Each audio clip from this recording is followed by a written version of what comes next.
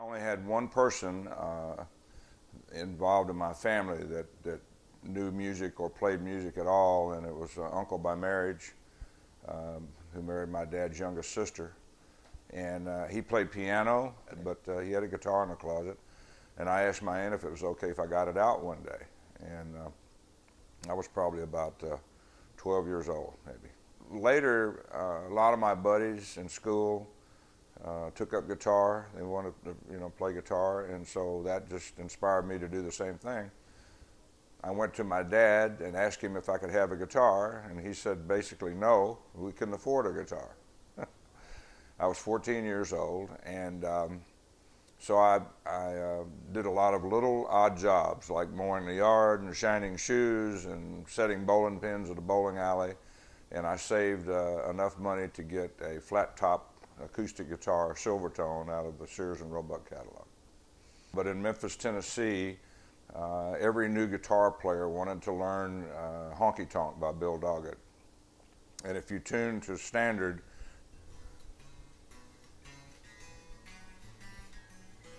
and there was a variety of things from Elvis songs and Venture songs. They had great instrumentals and stuff. And so it was a very limited list of songs that we started out learning. Well, I kind of cheated the system a little bit. I was there when they started the first record company. It was actually called Satellite. And Jim Stewart's sister, Estelle, always wanted a record shop. Very good friends in school with her son. I put her son in my band. And I don't know if she did me a favor or what, but she allowed me to come down and work in a record shop. And basically, I guess I was good enough to do that, and I was loyal, and I did a lot of odd jobs and helped out and stuff. But in the meantime, when I would take a break, I'd go back in the studio, and I started helping clean up. I'd sweep up. I'd do whatever, pick up stuff, and started doing odd jobs around the studio. I had played on some sessions across town for some other people, and the word was getting around that I could actually play on sessions and stuff. Luckily, one day, Chips Moman, who was the engineer and producer at Stax at that time, he wanted to engineer this session, and we did it in an afternoon, and wow, okay, I'm ready. And it was a guy named Prince Conley. It was a song called I'm Going Home, and it turned out really well. And I had played with the other musicians before. It was a band of musicians from the Club Handy Band, and I had done several sessions for them. That didn't work for me. The frustrations of being on the road and living out of a suitcase and traveling and all the long hours of doing that just to be on stage for 2 hours a night, it just didn't seem to get it for me in those days.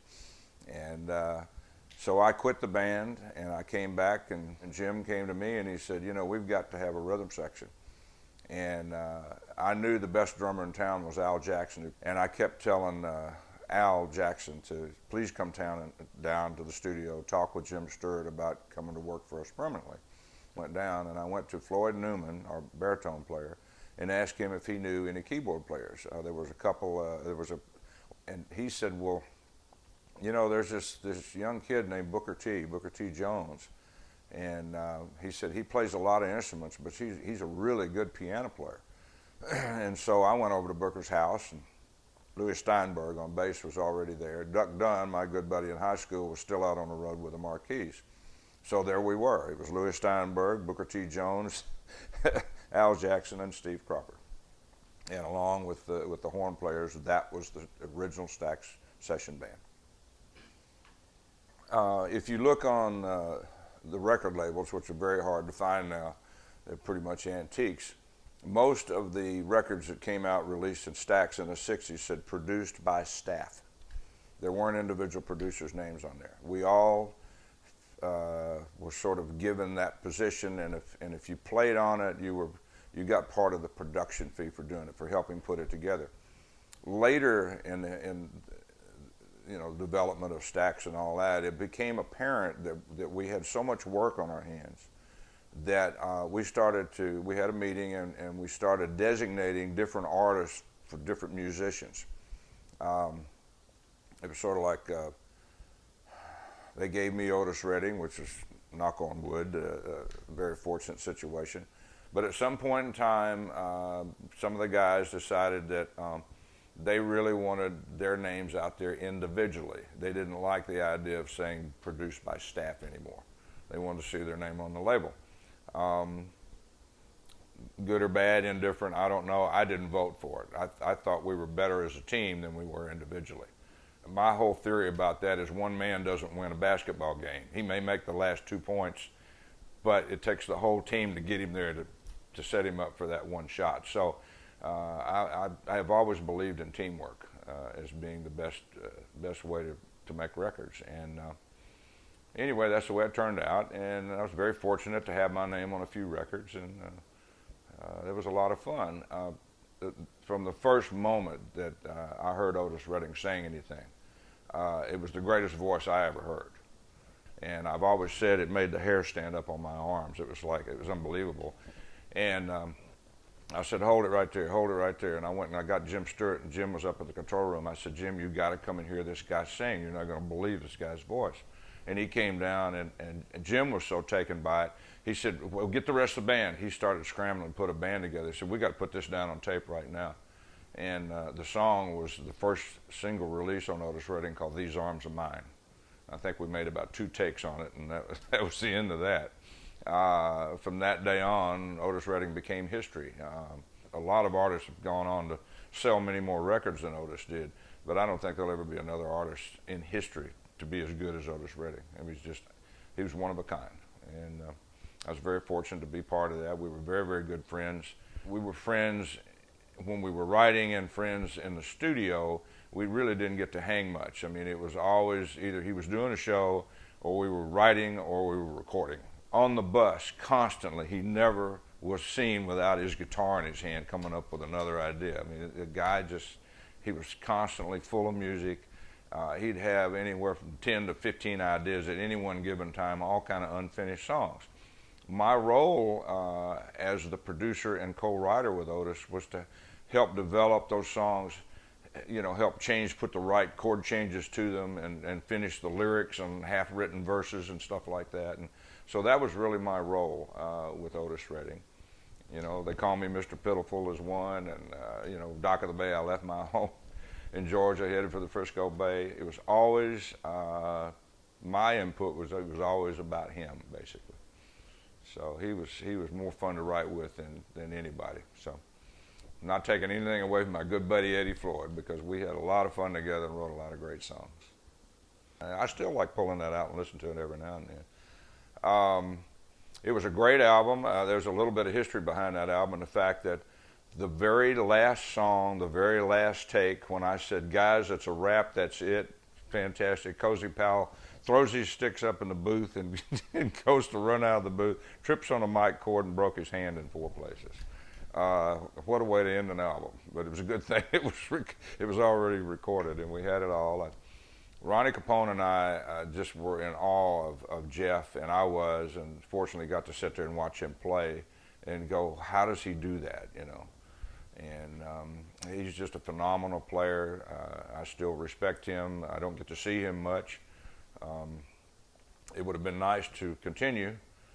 When it was time to do the second album, I wasn't available. I was doing another project. And at the time we were doing the album, I didn't know Bobby Tinch was as good a guitar player as he was. I found that out later. He never even talked about it. I don't remember in the 3 weeks we were in the studio him ever picking up a guitar and playing. And the guy's phenomenal. You know, it was great. We were talking about producing, and that's one of the albums I produced after I left Stax. I had a lot of fun doing that, and there were a lot of great moments, especially in the 70s. It was a lot of fun.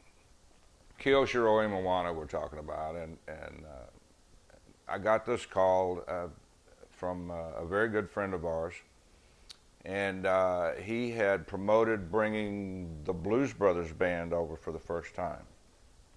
And we were able to get Duck to come in and play on it. Donald Duck Dunn and Booker T played on it. We had Anton Fig on drums and came in and played. And we used the Memphis horns. And we had a great time. But in terms of the production, I treated Kiyoshiro just like I would any other artist. I asked his manager at the time, there's a representative and translator there, I said, could you do me a favor? I said, I've heard the music from Kiyoshiro, the songs we're going to cut. And I said, would you get somebody to write out and translate in English as best you can? And one of them in the lyrics was about a cat drinking milk and throwing up, throwing up all over the place and all that. And I went back to him and I said, I don't want to cut a song about a cat drinking milk and getting sick and throwing up. And I said, well, those kind of lyrics and all, I said, it's just something I don't want to, involve in. So Kiyoshiro said, he looked at me and he said, Steve, it's for the children. Enough said. Hey, so it didn't matter.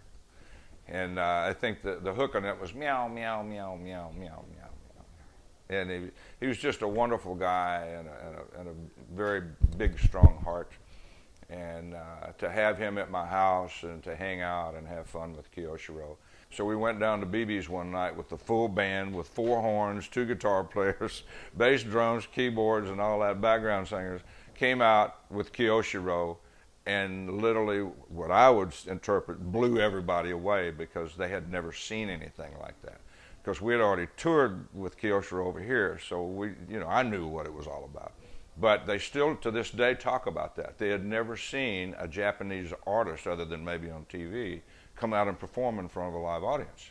And of course, he's singing in Japanese, but he's got his sort of half kabuki kind of makeup and all that, and the audience was like, they couldn't believe it. But he was great. And I mean, he got a standing ovation after that. They didn't know who he was, and we got this big standing ovation. And I went, wow, we may have something here, we could start maybe a tour in the States. And unfortunately, he's not here to do that. And so we will miss him greatly.